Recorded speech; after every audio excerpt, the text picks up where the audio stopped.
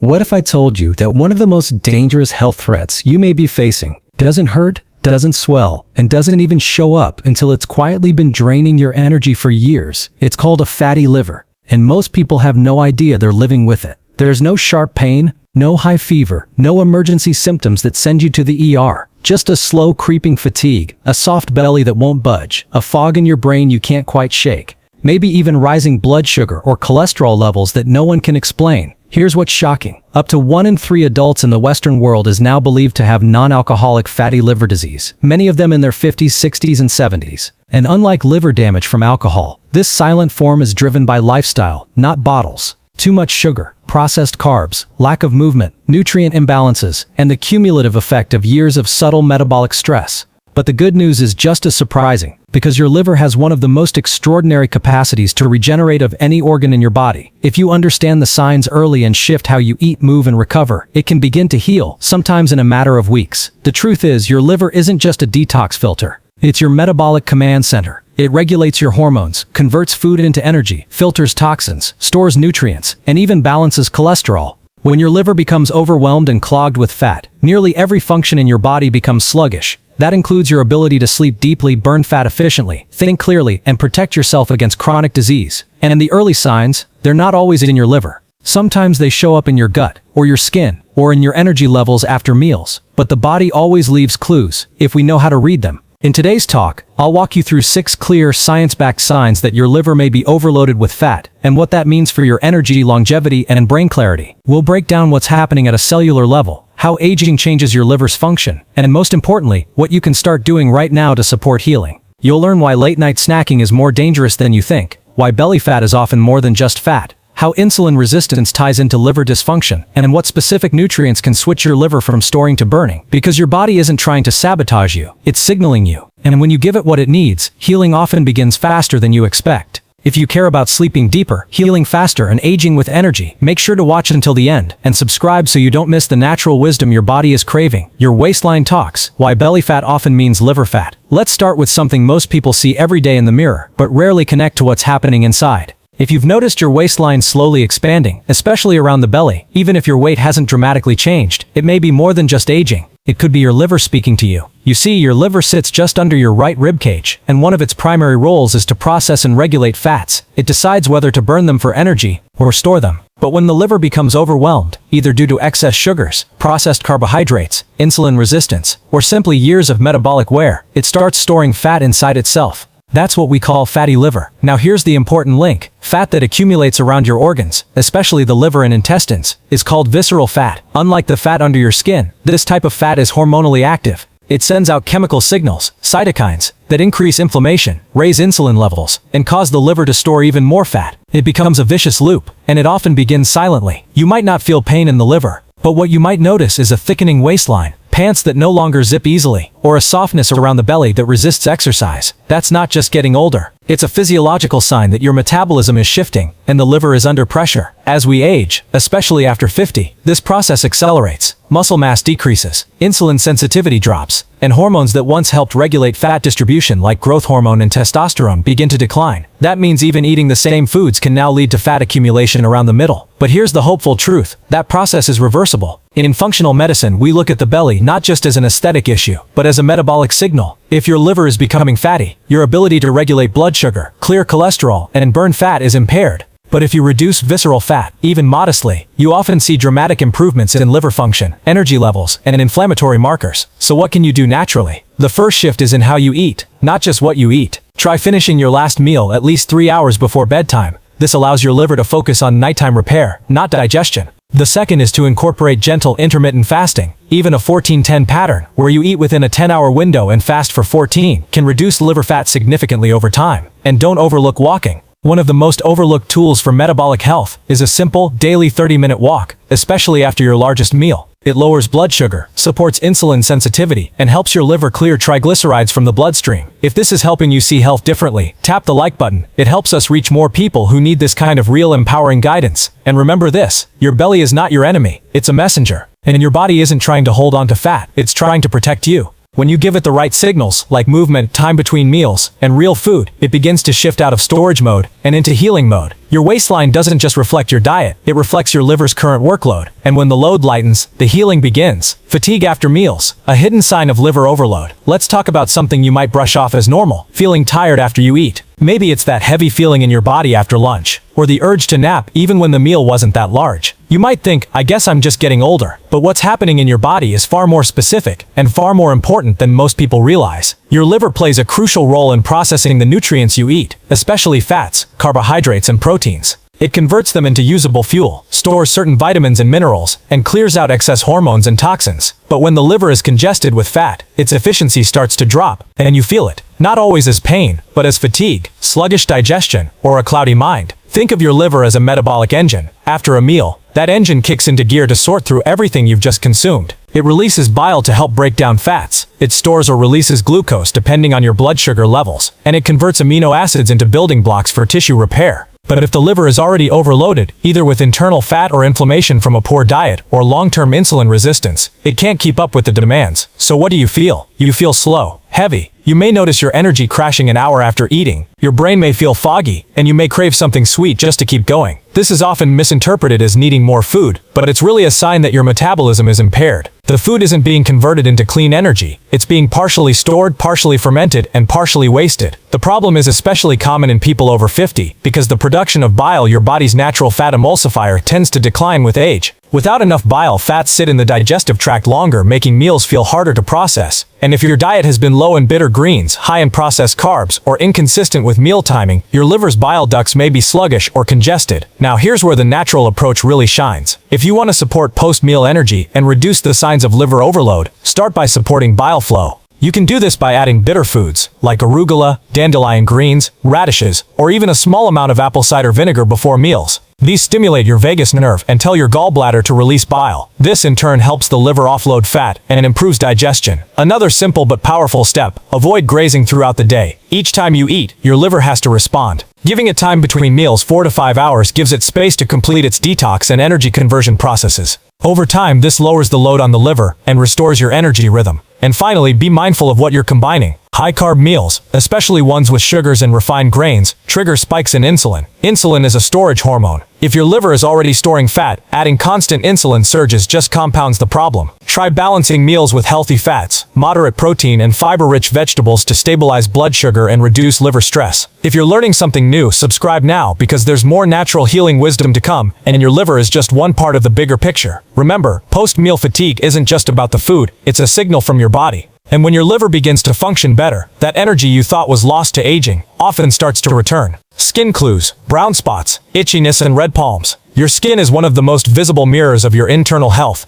And often, before we even feel something is wrong deep inside, our skin begins to speak for us. When it comes to the liver, some of the earliest clues of imbalance don't appear as abdominal discomfort or even digestion issues. They show up quietly on the surface: subtle itchiness with no rash, brownish patches on the face or hands, and sometimes even redness in the palms that seems to come and go. These are not random cosmetic issues. They're signs of biochemical congestion. Here's what's happening in your body. One of the liver's key jobs is to break down and excrete compounds that no longer serve you. These include excess hormones like estrogen, toxins from processed foods and medications, and byproducts of protein metabolism like ammonia and bilirubin. Normally, the liver neutralizes these compounds and sends them out through the bile. But when your liver is fatty or inflamed, these waste products can build up in the bloodstream. The skin then becomes a backup route for detox. This is why unexplained itchiness, especially in the evening or after meals, can be a sign of bile salts and other metabolites accumulating just below the skin. It's not always an allergy or dry weather. It's often internal stagnation, and the skin is simply trying to compensate. Similarly, brown spots, especially on the face, chest, or hands, are sometimes referred to as age spots, but they're more accurately described as liver spots.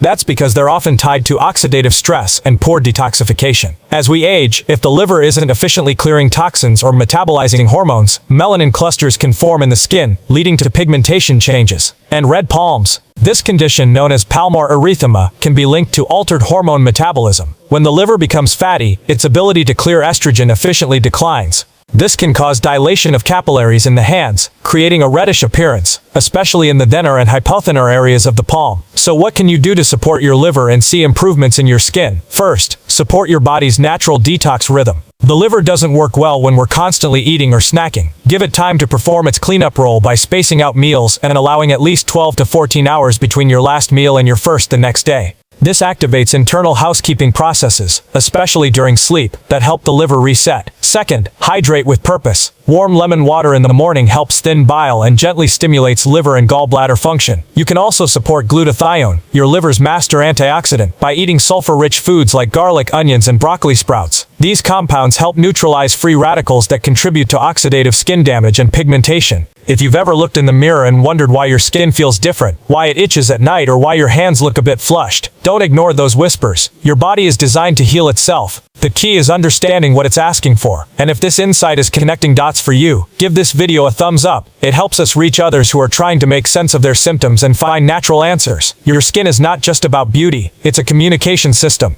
When you learn to listen to it, you gain access to some of the earliest signs of imbalance and the greatest opportunities for healing. Low tolerance to alcohol or fatty foods. You've probably heard someone say, "I used to be fine with rich meals or a glass of wine, but now I feel awful afterward." Maybe you felt this shift yourself. A little wine leaves you flushed or dizzy. A heavy meal lingers for hours. What's really happening here isn't just age, it's liver overload. Your liver is responsible for breaking down both alcohol and fats. It produces bile to digest fats and uses specific enzymes like alcohol dehydrogenase to detoxify ethanol. When you're younger, your liver typically handles these tasks efficiently. But as we age, especially into our 50s, 60s, and beyond, that resilience declines, not because we're broken, but because the system is under more metabolic pressure. When the liver accumulates fat, what we call non-alcoholic fatty liver disease, or NAFLD, it loses some of its detoxification speed. Alcohol, even in small amounts, now takes longer to clear. Fats, especially processed or fried fats, become harder to emulsify. Instead of being smoothly processed and converted into energy, these substances linger, and you feel it: bloating, nausea, indigestion, sometimes even headaches or brain fog the next day. This doesn't mean you have to give up everything you love, but it does mean your body is sending a message. It's asking for a lighter metabolic load, for more nutrient density, and less toxic burden. And the beautiful part? The liver is one of the most regenerative organs you have. Even with decades of stress, it can often begin to repair within weeks if you change the internal environment. One way to start is to reduce the metabolic noise. Alcohol, seed oils, and trans fats are among the loudest disruptors. They force your liver to prioritize detoxification over every other task, like balancing blood sugar, managing cholesterol, or regulating hormones. Try going 10-14 days without alcohol and observe how your digestion, energy, and sleep respond. It's a simple experiment that can reveal a lot. You can also help your liver by improving the quality of the fats you do eat. Your body actually needs healthy fats to make bile and rebuild liver cells. Focus on fats from wild-caught fish, extra virgin olive oil, pasture-raised eggs, avocados, and raw nuts. These not only nourish your liver, they help you absorb fat-soluble vitamins like A, D, E, and K, which are essential for everything from vision to immune function to bone strength. Another tip: try supplementing or eating foods rich in choline, a nutrient found in egg yolks, beef liver, and certain fish. Choline helps export fat out of the liver and can prevent fat accumulation. It's one of the most overlooked nutrients when it comes to fatty liver recovery. If you're finding this helpful, subscribe to the channel. This kind of deep practical guidance is what we do here. Rooted in science, focused on healing, and always respectful of your body's ability to change. And remember this: your liver doesn't hold grudges. It's not punishing you for past choices. It simply responds to your current environment. Every bite, every drink, every habit is a message, and your body listens. When your tolerance for alcohol and fatty foods drops, that's not a flaw, it's feedback. And when you honor that feedback, you begin to shift from reacting to your health. Waking up tired, even after a full night's sleep, there's a unique kind of frustration that comes from getting what seems like a full night's sleep, 7, 8, even 9 hours, and still waking up feeling foggy, slow, or unrested. It can leave you wondering, is this just aging, or is something being missed? What's happening in your body is deeply connected to liver function. The liver doesn't shut down while you sleep. In fact, nighttime is when much of its most important work happens. Between roughly 1, 2, and 3 a.m., your liver enters a high activity phase.